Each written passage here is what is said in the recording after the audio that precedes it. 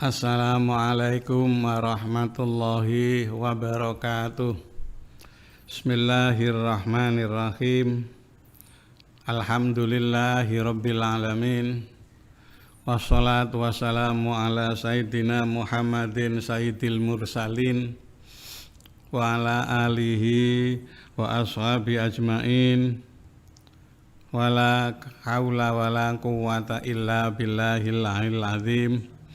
Qala al-muallifu rahimahullahu ta'ala wa nafa'ana bihi wa bi ulumihi fid dharaini amin. Bismillahirrahmanirrahim. Al-babul hadiya asyara fi fadilatil masjidi fi fadilatil masajidi. Qala sallallahu alaihi wasallam man takallama man utawi sapane wong iku takalama ngomong sapa wong bikalami dunia kelawan omongan babakan duniawi fil masjidi ing dalem masjid akhbatallahu amalahu arba'ina sanah akhbata mongkong lebur Allahu sapa Allah amalahu ing amaleman arba'ina ing dalam waktu 40 tahun. Ini menjadi perhatian. Bab ini menerangkan fadilahnya masjid. Ya, otomatis masjid-masjid di negara kita, di daerah kita, sebab Masjidil Haram kemudian Masjid Nabawi itu punya kelebihan. Orang sholat di Masjidil Haram dilipat gandakan 100.000 kali. Orang sholat di Masjid Nabawi digandakan 1000 kali. Yang dimaksud masjid-masjid ini adalah masjid-masjid di negara kita atau di daerah kita.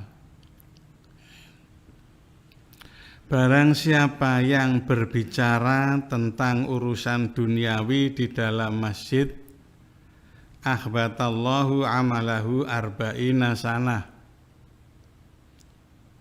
Allah subhanahu wa ta'ala melebur amal kebaikannya selama 40 tahun.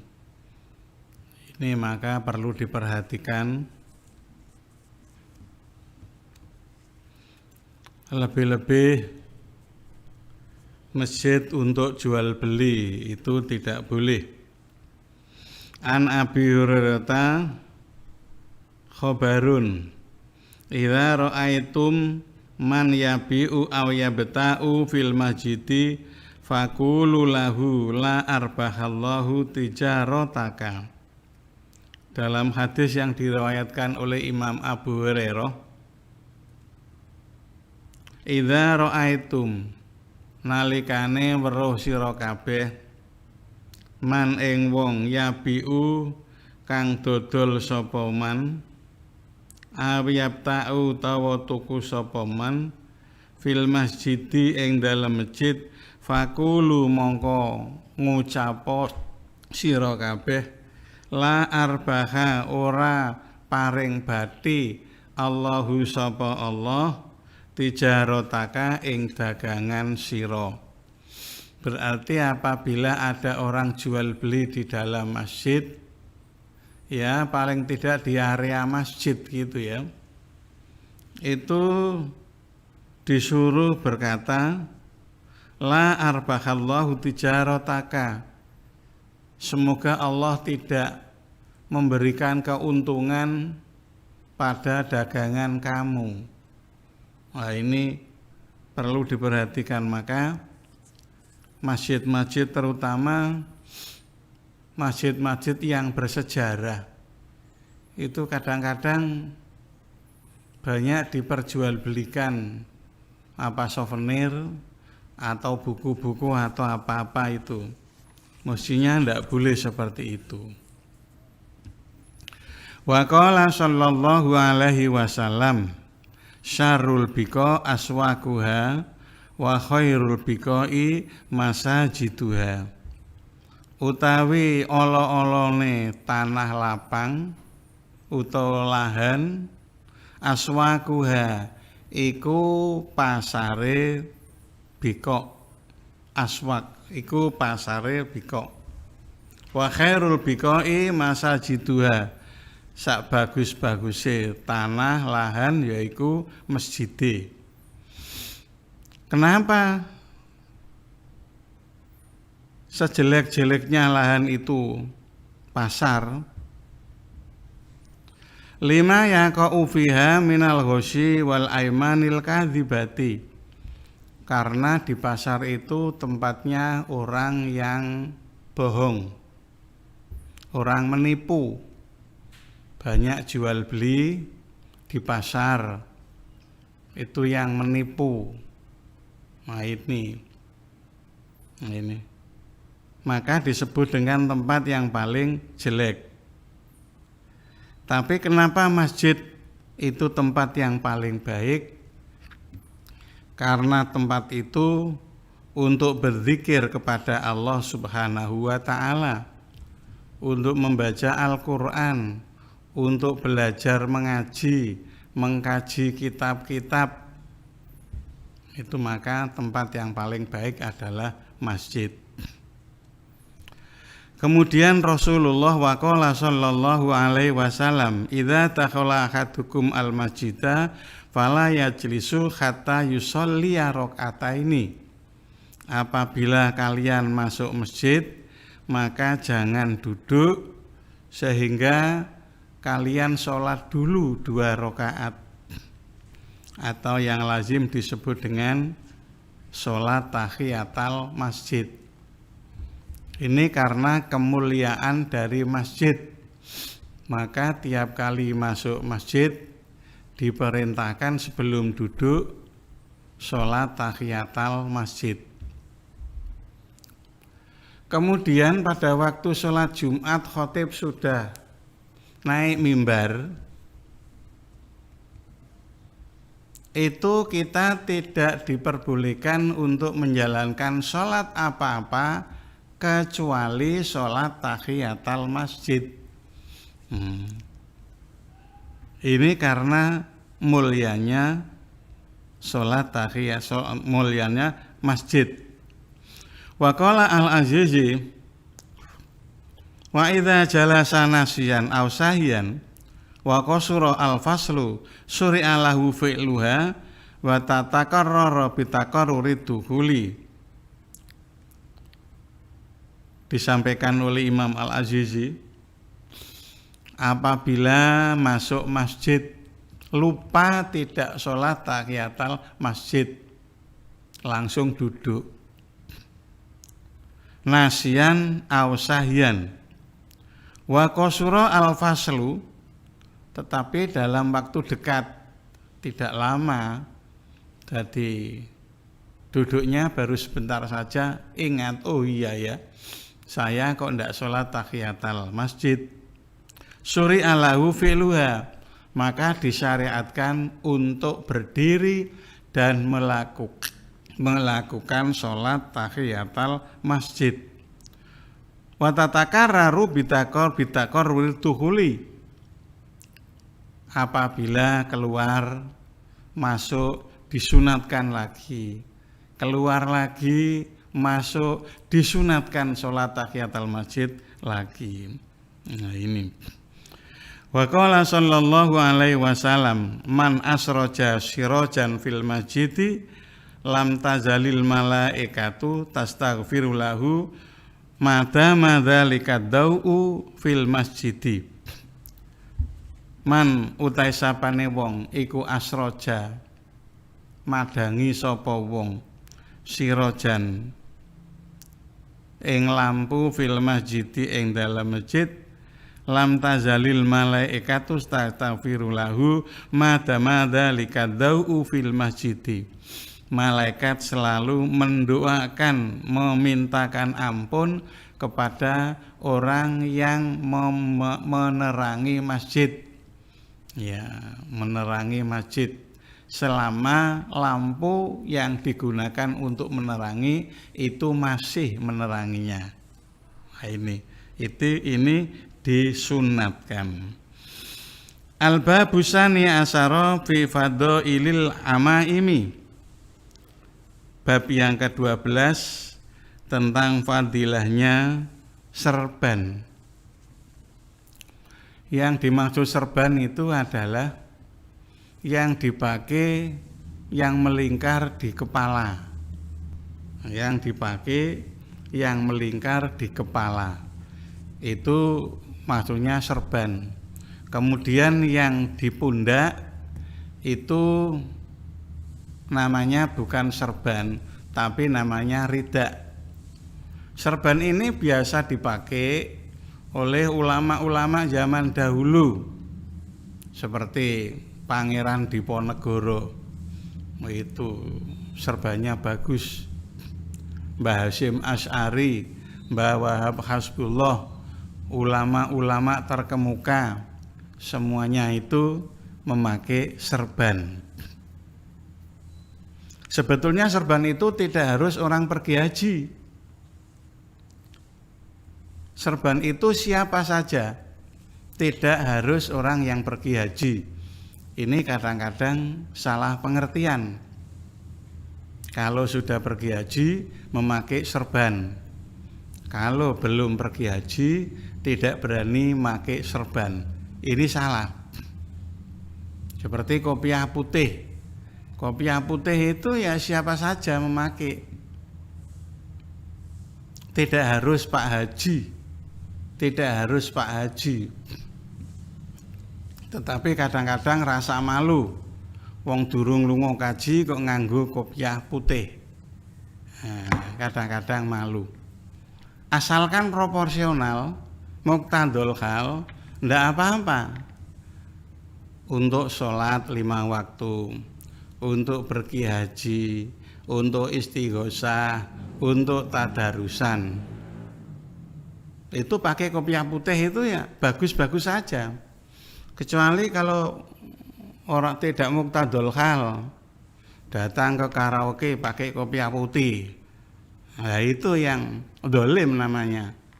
Datang ke karaoke kok pakai kopiah putih. Itu dolim. Adzulmu dzulumatun yaumal qiyamah. Dolim di dunia, besok hari kiamat akan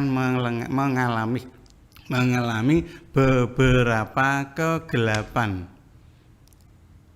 Adzulmu dzulumatun, jamak muannas salim.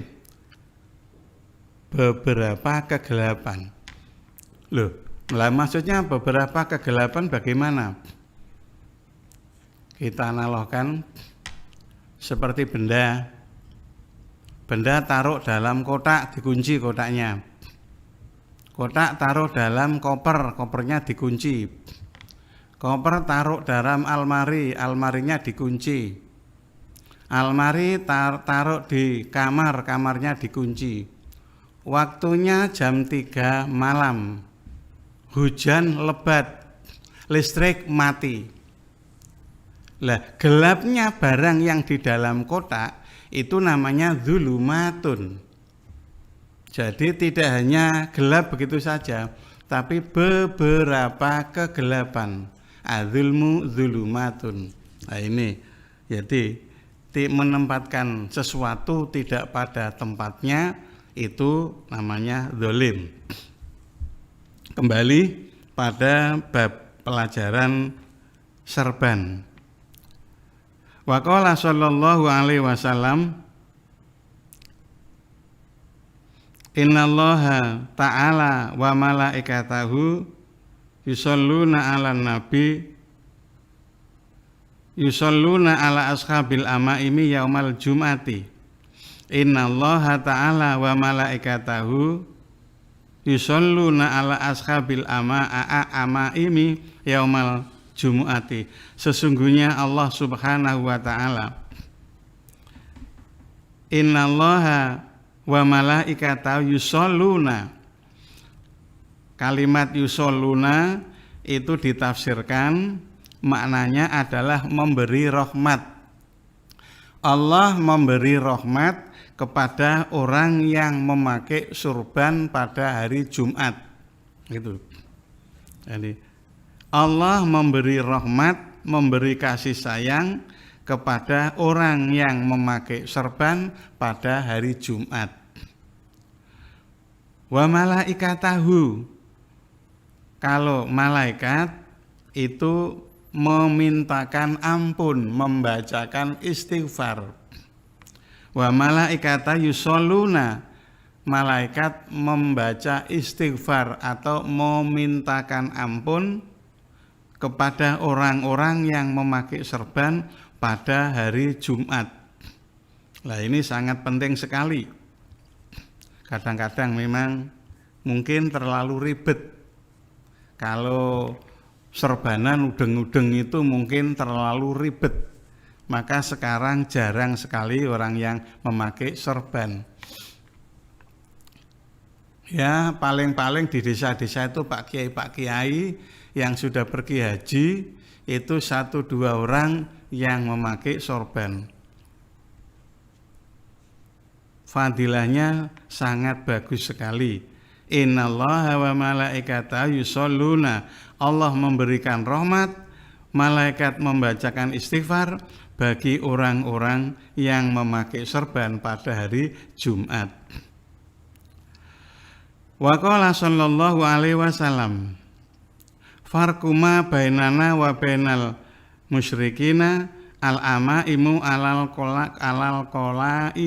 kolanisi. Farquma bainana wa bainal musyrikin, Rasulullah bersabda, perbedaan antara kita dengan orang-orang musyrik, perbedaan antara kita dengan orang-orang musyrik itu serban yang dipakai dilingkarkan pada kepala. Dilingkarkan pada kepala. Wa qala sallallahu alaihi wasallam, ta'ammamu fa innal malaikata yata'ammamun. Memakai serbanlah kamu sekalian karena para malaikat itu memakai serban. Nah ini, maka pantas kalau malaikat itu memintakan ampun, membacakan istighfar bagi orang yang memakai serban, karena malaikat memakai serban.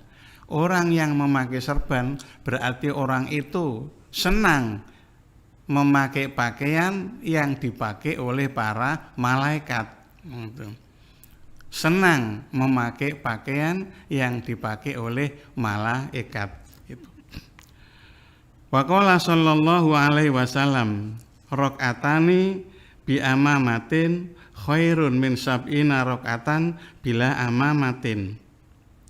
Rakaatani utawi rong rakaat bi amamatin kelawan nganggo serban, khairun min sab'ina rakaatan bila amamatin, lebih baik 70 rakaat tanpa menggunakan serban. Nah ini, jadi orang yang sholat memakai serban itu fadilahnya 70 kali. Fadilahnya 70 kali. Maka ini sangat penting sekali, sangat diperhatikan. Ya, mestinya memang pertama kalau tidak pernah pakai serban agak kesulitan. Nah, gitu ya. Yang kedua, pakai serban itu nanti di masjid itu tingak-tinguk. Sekarang ini saya lihat kalau di Masjid Agung Demak saja pada waktu Jumatan yang pakai serban itu bisa dihitung, bahkan mungkin tidak ada. Nah ini. Al-babu salisa asyara fi fadilatis saumi. Bab yang ke-13 menerangkan tentang fadilahnya puasa.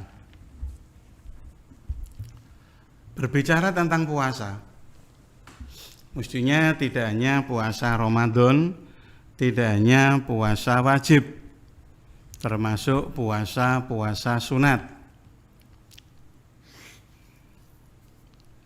Puasa sunat seperti puasa Senin Kemis ini sangat bagus dilakukan. Ayamul sud, ayamul bid, hari-hari terang tanggal 13, 14, 15 pada waktu dinamakan ayamul bid itu terang. Ayamul sud tanggal 27, 28, 29. Nah, itu saat gelap, tidak ada rembulan. Itu juga disunatkan. Itu. Kemudian sunat 6 hari pada waktu bulan Syawal. Pada waktu bulan Dzulhijjah puasa tarwiyah dengan Arafah. Kemudian pada waktu Muharram puasa Tasu'a dengan tanggal 10-nya Asyura. Nah ini. Kemudian pada waktu bulan Rajab. Nah, bulan Rajab ini masih beda pendapat. Beda pendapat karena hadis yang sahih tidak ada. Hadisnya yang sahih tidak ada. Tapi tidak apa-apa. Kemarin saya katakan idza ra'aina fil fadail tasahalna. Imam Maliki, apabila kita melihat urusan fadilah maka kami permudah. Nah, ini. Sumu tasihu, puasalah kamu niscaya akan menjadi sehat. Sumu tasihu, puasalah kamu akan menjadi sehat. Orang bodoh dengan orang yang cerdas berbeda. Orang bodoh menangkap sumu tasihu, puasalah kamu akan sehat. Orang yang bodoh komentar, mana mungkin bisa sehat. Orang puasa tenaganya jadi lemah, lunglai, aktivitasnya menurun. Kok bilang sehat bagaimana? Jadi orang bodoh itu cara berpikirnya pendek, seketika. Tetapi orang yang cerdas, orang yang pandai, berpikirnya panjang. Paling tidak berpikir. Mesin itu kalau tidak pernah istirahat, ya cepat rusak. Maka Allah Subhanahu wa ta'ala memerintahkan untuk melakukan berpuasa ini paling tidak mengistirahatkan mesin selama 1 bulan. Mulai jam 12 siang sampai jam setengah 6. Ini mesin istirahat selama 1 bulan. Nah ini orang yang pandai itu bisa berpikir seperti itu. Kemudian fadilahnya puasa itu memang banyak sekali. Salah satunya untuk pengendalian emosional, untuk menurunkan frekuensi syahwat. Frekuensi syahwat diturunkan dengan puasa. Syahwat itu menimbulkan nafsu. Jadi nafsu itu ditimbulkan oleh syahwat, syahwat ditimbulkan oleh makanan. Orang yang banyak makan berarti banyak syahwatnya. Orang yang banyak syahwatnya banyak nafsunya. Syahwatnya laki-laki dengan perempuan berbeda. Kalau laki-laki syahwatnya itu pada orang perempuan, tapi kalau perempuan syahwatnya itu pada urusan dunia, maka ada unen-unen mata keranjang dengan mata duitan. Nek mata keranjang ku matane wong lanang, nek mata duitan niku matane wong wadon. Nah, itu. Inna nafsa la amaratum bisu'i illa ma rahimah rabbi. Sesungguhnya nafsu itu kecenderungan melakukan maksiat. La amaratum bisu, cenderung untuk melakukan kejelekan. Itu nafsu. maka nafsunya dikendalikan dengan puasa. Ini pentingnya sekali orang yang berpuasa. Bismillahirrahmanirrahim. Qala Nabi sallallahu alaihi wasallam, As-saumu li wa ana ajibi. As-saumu utai poso li iku makeduwe ingsun. Wa ana utai ingsun niku aji, males apa ingsun bihi ing saum. Jadi orang yang puasa itu semata-mata karena Allah. Orang yang berpuasa karena semata-mata Allah, maka disebutkan as-saumu li. Puasa itu untuk Allah Subhanahu wa ta'ala. Karena apa? Orang berpuasa itu tidak kelihatan. Beda dengan orang menjalankan sholat. Kelihatan. Sholat 2 rakaat, sholat 4 rakaat kelihatan. Oh, orang itu baru sholat. Orang mengaji, membaca Al-Quran kelihatan. Oh, orang itu baru mengaji. Tetapi kalau puasa tidak kelihatan. Yang puasa dengan tidak puasa itu tidak ada bedanya. Malah nek sok ida itu gayane itu malah paling sing ora poso kan gitu. Jadi orang yang berpuasa dengan orang tidak berpuasa itu tidak ada bedanya. Yang kedua, orang puasa itu tidak bisa dipamerkan. Boleh mamerke piye wong poso kok dipamerke? Ndak bisa. Beda dengan sholat. Bisa dipamerkan. Wah, itu khusyuk banget ning gone ngarepe mertua mamane. Nah, itu. Membaca Al-Qur'an juga bisa dipamerkan. Ya, dengan dilakukan. Tapi kalau puasa ndak bisa dipamerkan. Maka di sini disebutkan as-saumu li untuk Allah Subhanahu wa taala. Karena memang puasa itu tidak bisa dipamerkan. Wana ajibi, dan saya akan memberikan balasan bagi orang yang melakukan berpuasa. Wa qala sallallahu alaihi wasallam, as-shaimu lis-shaimi farhatani yafrahu biha. Farhatun inda iftarihi wa farhatun inda liqa'i rabbih. Orang yang berpuasa itu mendapatkan 2 kesenangan. Farhatun inda iftarihi, yang pertama pada waktu berbuka. Ya, orang berbuka itu otomatis senang. Seharian tidak makan, tidak minum, terus berbuka. Nah, itu senang. Walaupun lauknya itu seadanya, tetapi dia merasa senang sekali. Wa farhatun inda liqa'i rabbih. Dan kesenangan yang lain adalah pada waktu ketemu Tuhannya, ketemu Allah Subhanahu wa taala yaumal qiyamah. Wa farhatun inda liqa'i rabbih ay yaumal qiyamati.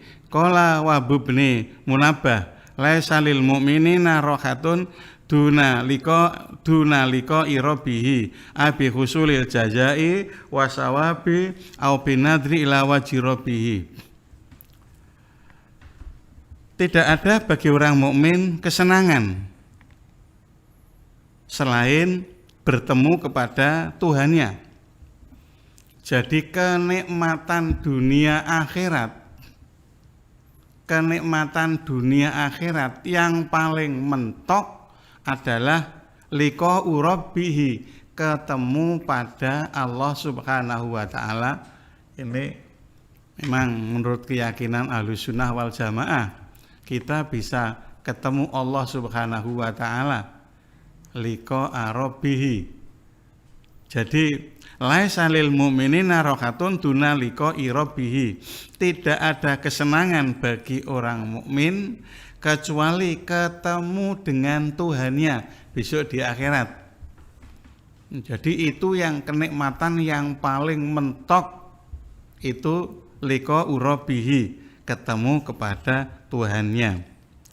Wa qala sallallahu alaihi wasallam, Man shoma yauman min ramadhana ghufira lahu ma taqaddama min dzambihi wa ma ta'akhkhara.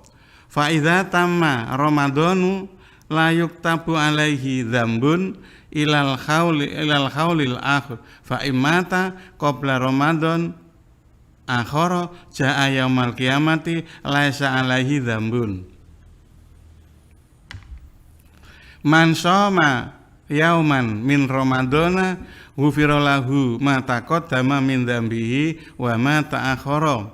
Dalam satu riwayat disebutkan man shoma ramadhana imanan wahtisaban ghufira lahu ma taqaddama min dzambihi. Barang siapa berpuasa pada bulan Ramadan, ghufira lahu ma taqaddama min dzambihi, maka diampuni segala dosanya. Wa ma ta'akhkhara, dosa-dosa yang lewat atau dosa-dosa yang akan datang. Itu dosa-dosa yang lewat atau dosa-dosa yang akan datang. Kata otomatis wal muradu as-saghaira, yang dimaksudkan adalah dosa-dosa yang kecil. Kalau dosa yang besar ya wajib bertobat. Jadi kalau ada keterangan man shoma ramadhana imanan wa ihtisaban ghufira lahu ma taqaddama min dzambihi wa ma ta'akhkhara. Barang siapa yang puasa di bulan Ramadan, Allah Subhanahu wa taala memberikan ampun dosa yang liwat dan dosa yang akan datang. Itu otomatis dosa-dosa yang kecil. Wal muradu as-saghair, yaitu dosa yang besar. Kalau dosa-dosa yang kecil, dosa yang besar ya harus bertobat. Kalau Allah menerima tobatnya ya diampuni, kalau tidak ya terserah Allah. Di dalam kitab Asbah wa Nadhair disebutkan al-kabairu khamsatun. Dosa besar itu ada 5. Yang pertama asyirku. Asyirku itu menyekutukan kepada Allah, musyrik. Itu dosa besar, dosa yang tidak akan diampun oleh Allah, asyirku. Wa qatlun nafsi bi ghairi haqqin, membunuh tanpa hak. Jadi membunuh itu ada yang hak dan ada yang tidak hak. Membunuh yang hak itu ya seperti al-ghuju, kalau di Arab Saudi itu ada memancung orang-orang yang mengeksekusi orang-orang yang berbuat salah. Contohnya orang yang berzina, contohnya yang narkoba, itu divonis mati, dieksekusi. Nah, itu yang membunuh bihakin. Artinya dosa besar adalah qatlun nafsi bighairi haqqin. Orang yang membunuh ya tidak ada hak pembunuhan. Kemudian nomor 3 adalah wazina, orang berbuat zina. Zina itu kenapa dosanya besar? Lintifa'in nasab. Ya, lintifa'in nasab itu artinya menciptakan generasi yang tidak punya orang tua. Itu zina. Ya. Menjadikan generasi yang tidak punya orang tua itu berbuat zina.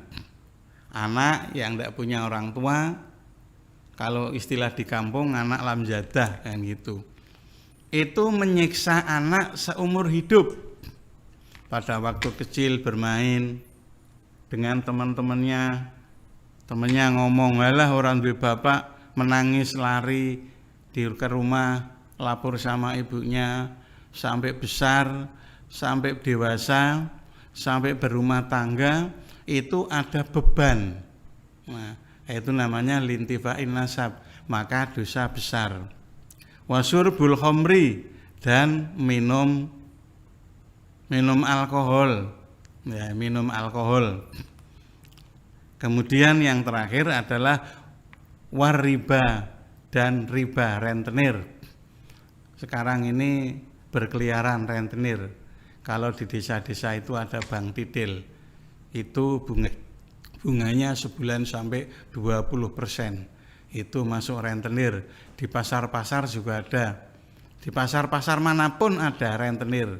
Itu rata-rata bunganya 20 sampai 30%. Nah, ini mencekik sekali. Itu termasuk dosa besar.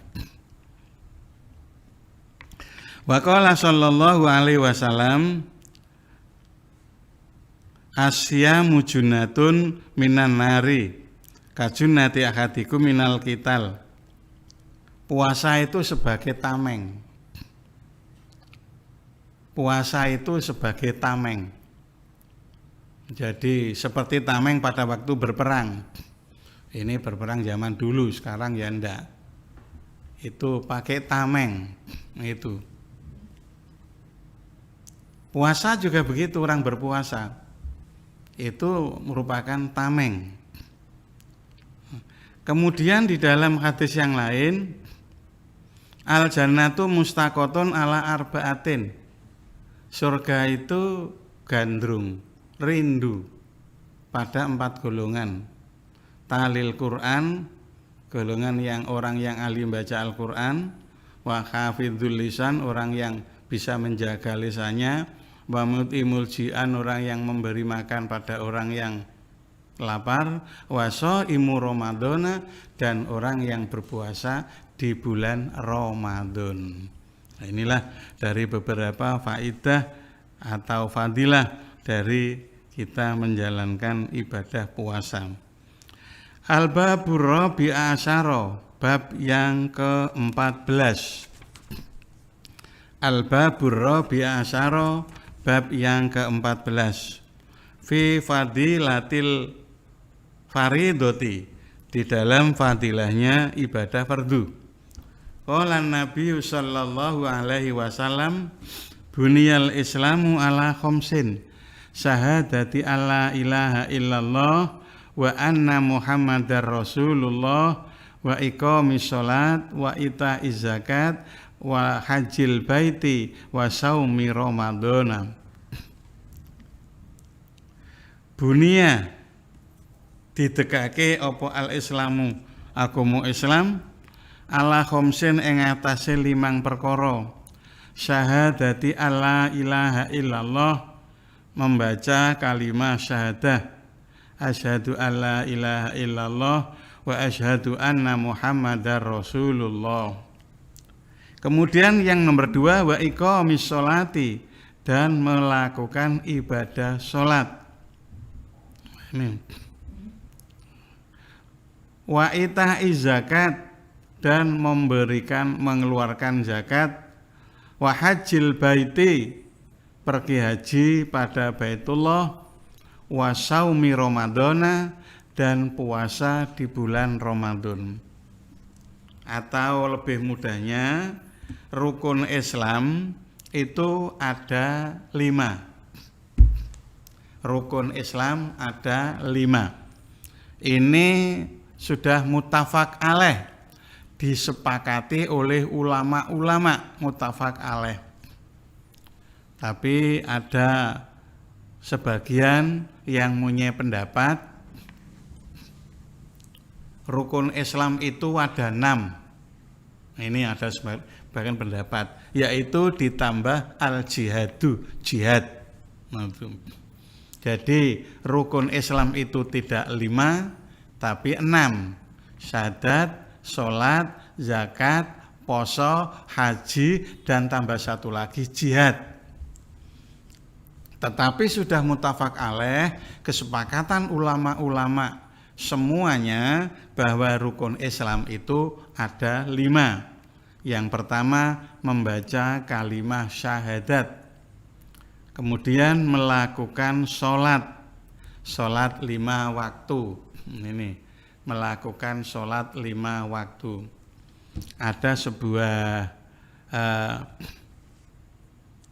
Ada seseorang yang mengadakan penelitian survei tentang ibadah sholat.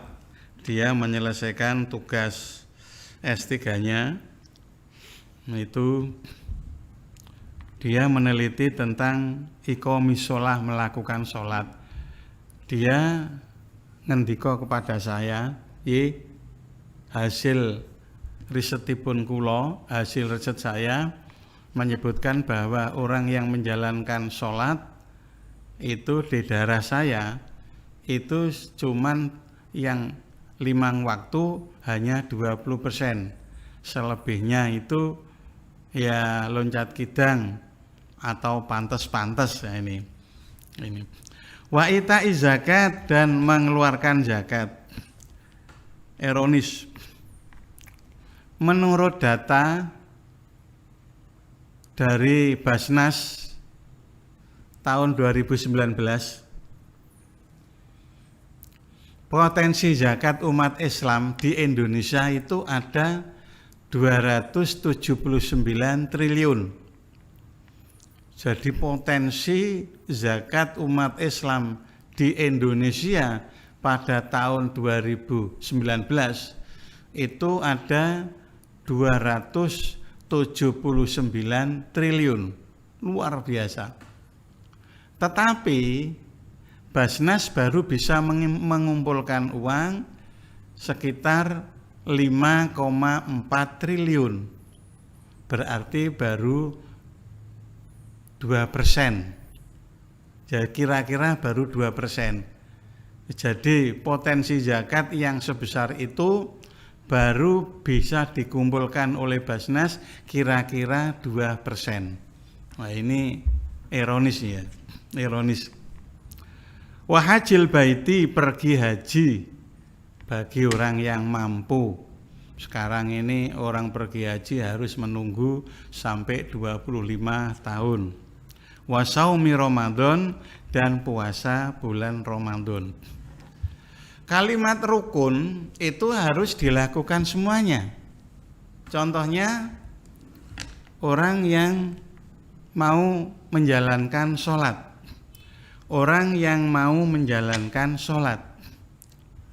Disebutkan rukunnya sholat ada 17. Itu berarti 17 itu harus dikerjakan semua.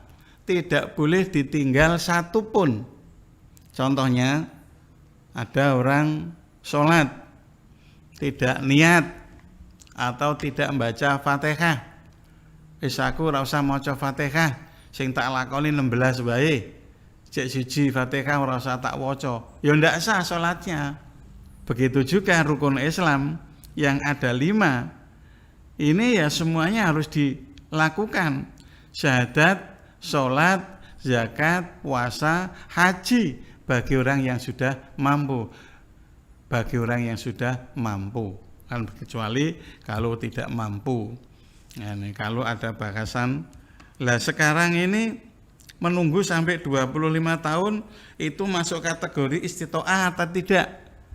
Ya, ada pendapat tidak masuk kategori istitoah karena harus menunggu sampai 25 tahun. Wa qala sallallahu alaihi wasallam, sallu khamsakum wa zaku amwalakum wa sumu sahrakum wa hajju baita rabbikum tadkhulu jannata rabbikum bighairi hisab.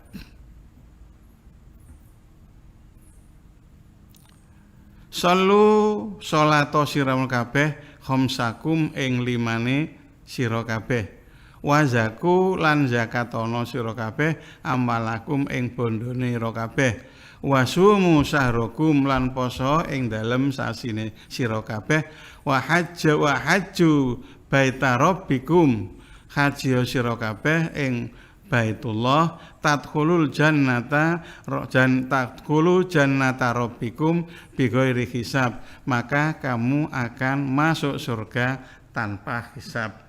Jadi kalau kita bisa melakukan ya syahadat, sholat, zakat, poso, haji bisa kita lakukan dengan baik, bisa kita lakukan dengan sempurna, maka tadkhulu jannata rabbikum bighairi hisab, niscaya kamu akan masuk surga tanpa hisab. Ini Wa qala sallallahu alaihi wasallam shollu kama raaitumuni usolli. Shollu salata sira kabeh kama raaitumu kaya oleh siramu siliramu kabeh weruh ni ing ingsun usolli hale salat sapa ingsun. Lah ini Rasulullah sallallahu alaihi wasallam itu orang yang sangat bijaksana. Jadi tidak usah memberikan petunjuk cara melakukan sholat. Takbirnya begini, sujudnya begini, rukuknya begini, tahiyatnya begini, tidak usah. Rasulullah cuman melakukan sholat, kemudian kamu sholatlah seperti sholat yang kamu lakukan. Sholatlah yang saya lakukan. Saya ulangi, shollu kama ra'aitumuni usolli. Sholatlah kalian seperti aku melakukan sholat. Jadi ini sangat bijak sekali Rasulullah. Lah, karena kita mengikuti Rasulullah, jadi Rasulullah tidak memberikan petunjuk caranya sholat, cuman Rasulullah sholat, sahabat disuruh melihat. Nah, sahabat itu melihatnya bermacam-macam. Ya, melihatnya bermacam-macam. Nah, maka kalau kita pergi haji di Arab Saudi itu orang sholat itu macamnya macam-macam. Ada yang tahiyat jarinya itu di ubeng-ubengke gini, terus ada yang sholat berdiri tapi tidak sedekap, lepas, ada ya bersama-sama. Karena kebetulan saat itu melihat Rasulullah seperti itu, begitu. Wa qala sallallahu alaihi wasallam man taraka sholata muta'ammidan faqad kafara jiharon. Man sapane wong utahe sapane wong iku taraka tinggal sapa man as-sholata ing salat muta'ammidan kali njarak faqad kafara jiharon. Orang tersebut terang-terangan menjadi orang kafir. Jadi orang yang meninggalkan sholat. Jadi orang meninggalkan sholat itu ada karena malas, keset, ya. Ada kalanya memang dia tidak mau menjalankan sholat sama sekali. Tandanya ya orang yang sholatnya malas itu ya masih kadangkala sholat, kadangkala pergi Jumatan, itu kadangkala. Tapi kalau yang tidak mau sholat ya sudah, Jumatan ya tidak, Id ya tidak, apapun ya tidak. Faqad kafara jiharun. Wa qala sallallahu alaihi wasallam as-shalawatul khamsu kafaratun lima bainahunna mastanabat al-kabair wal jum'atu ilal jum'ati kafaratun lima bainahuma wa ziyadatu salasati ayamin. As-shalawatul khamsu kafaratun lima bainahuna. Sholat 5 waktu itu bisa melebur dosa antaranya. Jadi dosa sholat duhur sama sholat asar, dosanya duhur sampai asar itu dilebur dengan melakukan sholat. Nanti sholat asar dengan sholat maghrib, berarti asarnya ya sholat, maghribnya ya sholat.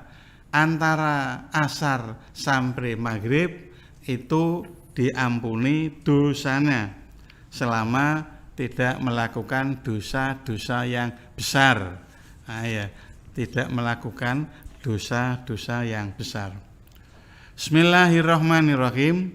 Al-babul khamis asyara fi fadilati zakati.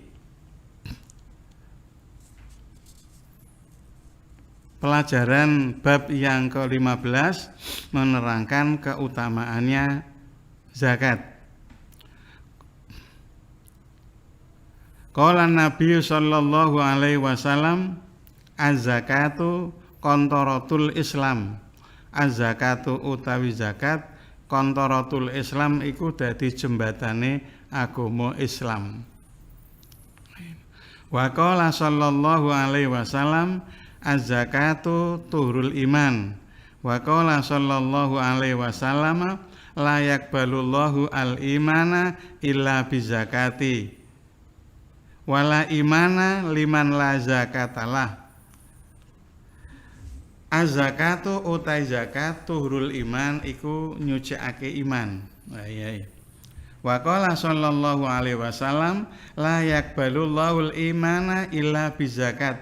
Allah tidak menerima iman seseorang kecuali orang itu melakukan zakat, mengeluarkan zakat. Wala imana liman la zakatalah, dan tidak beriman bagi orang yang tidak mengeluarkan zakat. Wa qala sallallahu alaihi wasallam hasinu amalakum bizakati wadawu mardokum bisadaqah.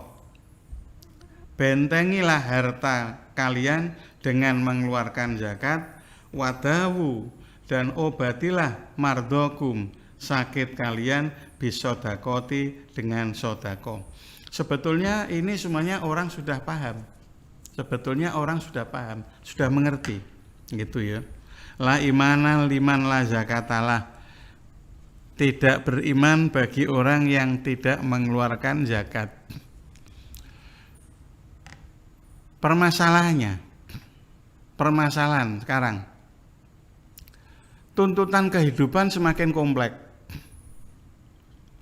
Orang selalu ingin terpenuhi kebutuhannya, mulai sepeda motor yang bagus, mereka harus membeli dengan kredit 1 bulan 1 juta.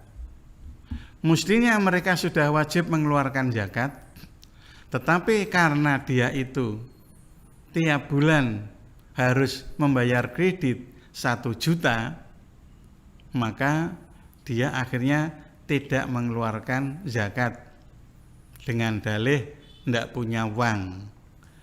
Kalau sudah kemudian meningkat lagi mobil, kebutuhan. Dan sebetulnya itu bukan kebutuhan, tapi hanya gengsi. Ya, jadi bukan kebutuhan, tapi hanya gengsi. Membeli mobil dengan kredit, kreditnya berapa? 3-4 juta. Ya karena uangnya untuk kredit itu, sehingga bagian dari zakat tidak dikeluarkan. Zakatnya tidak dikeluarkan, dikalahake. Nah itu. Hasinu amalakum bizakati wadawu mardakum bisadaqah. Bentengilah hartamu dengan mengeluarkan zakat. Sebetulnya semuanya orang tahu. Itu. Zakat itu membentengi harta benda. Gitu ya. Wadawu mardakum bisadaqah. Obatilah sakitmu dengan sedekah. Banyak cerita-cerita. Orang yang sakit dibawa ke dokter manapun sampai ke Singapura tidak sembuh. Tetapi karena dia bersedekah, Allah memberikan kesembuhan. Sebetulnya sudah tahu. Sebetulnya banyak cerita-cerita seperti itu. Tetapi karena tadi dia ingin terpenuhi kebutuhan-kebutuhannya, keinginan-keinginannya ingin terpenuhi, maka akhirnya dia menjadi zakat itu disepelekan. Wa qala sallallahu alaihi wasallam la imana liman la sholatalah wa la sholata liman la zakatalah. Ora ana iman iku maujud liman kedhe wong la sholata kang ora ana salat iku maujud lahu kudiman. Jadi orang yang tidak sholat itu tidak punya iman. Kemudian orang yang tidak mengeluarkan zakat walaupun dia itu sholat, sholatnya tidak sah. Di dalam ayat-ayat Al-Quran ada berapa? Aqimus sholah wa atu zakat. Itu kalau tidak salah itu ada 84 ayat di dalam Al-Quran. aqimus shalah wa atu zakat. Jadi zakat dibarengkan dengan sholat itu ada kalau tidak salah 84. Aqimus shalah wa atu zakat. Menurut Imamuna Asy-Syafi'i, wawu atap wa aqimus shalat wa atu zakat, wawunya itu wawu lidilalatil iktiron.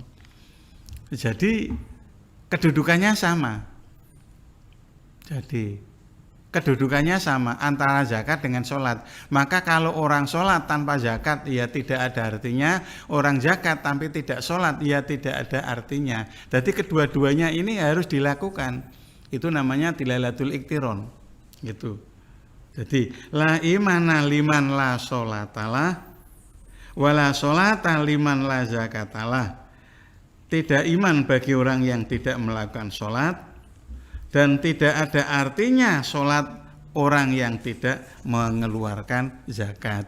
Nah ini al-babus berikutnya al-babus sadisa asyara, bab yang ke-16, fi fadilatis shadaqati,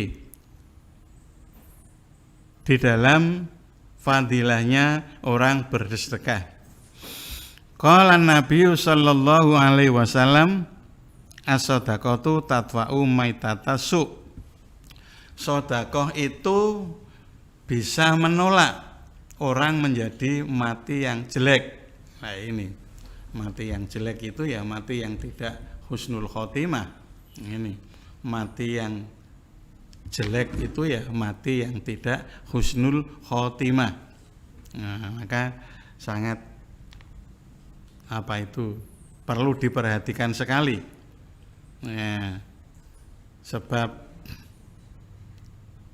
kehidupan ini itu ditentukan pada akhirnya pada waktu meninggal, husnul khotimah atau su'ul khotimah. Tetapi Imamuna Al-Ghazali ngendika, la tunalu husnul khotimati illa bisa biqatil husna. La tunalu husnul khotimati illa bisa biqatil husna. Imamuna Al-Ghazali.